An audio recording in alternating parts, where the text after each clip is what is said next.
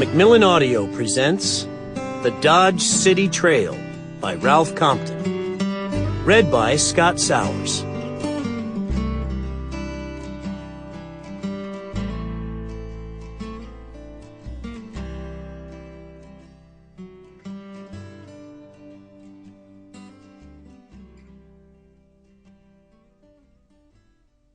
Meeting of Warriors.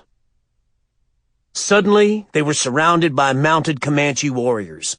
Clay Allison spoke to them fluently. Finally, one of the braves nodded to Allison, and he rode on, Dan following. As they progressed, Comanches seemed to appear from behind every bush and tree. They reached a clearing where the cook fire still smoldered, an early morning breeze fanning the embers. A young Indian stood before them dressed in buckskin. Dan couldn't believe that the young chief was the notorious Quanah Parker. With his hands, Allison made the buffalo sign, and then pointed to Dan. Quanah shook his head, raised both hands, spreading all his fingers. He then spoke to Allison. "He says all white men deserve to die," Allison translated for Dan. "Just as Black Kettle and his people died under the guns of Custer and his soldiers." Author's Forward. In March 1865, the military commander at Santa Fe sent troops to occupy a strategic river crossing in the southwest quarter of Kansas, which eventually would become Ford County. The post commander at Leavenworth dispatched a force against the Indians, with orders for his men to establish and garrison a post on the Arkansas. In April, a detachment of cavalry founded Fort Dodge, and with Indian hostilities continuing for almost 2 decades, the fort became a bastion of safety on a barren prairie where pale buffalo grass stretched away to merge with the blue horizon. The site's location, soon to become Dodge City, was ideal, with its proximity to the fort in its southernmost position on the Santa Fe Trail and to the vast buffalo ranges of the Southwest. Speculators were quick to see the commercial possibilities, and a settlement soon arose to the west of Fort Dodge. In July 1872, 19 individuals, some local merchants, some officers from Fort Dodge, and some Army contractors, formed a corporation formerly known as the Dodge City Town Company.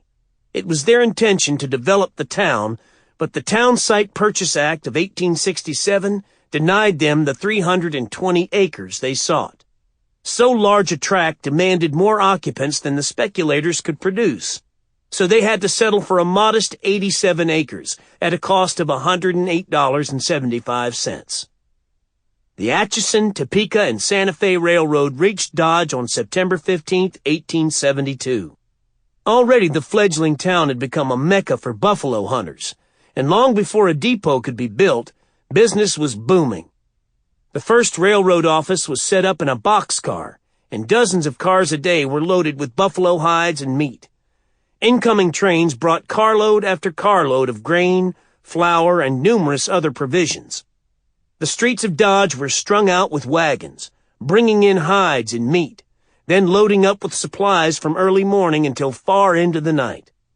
Meanwhile, conditions in earlier cattle towns had begun to worry railroad officials. By 1874, the Santa Fe had become concerned that the settling of the country around Wichita would force the cattle drives farther west. More and more they favored Dodge as a major shipping point. New regulations adopted by the military aided their decision.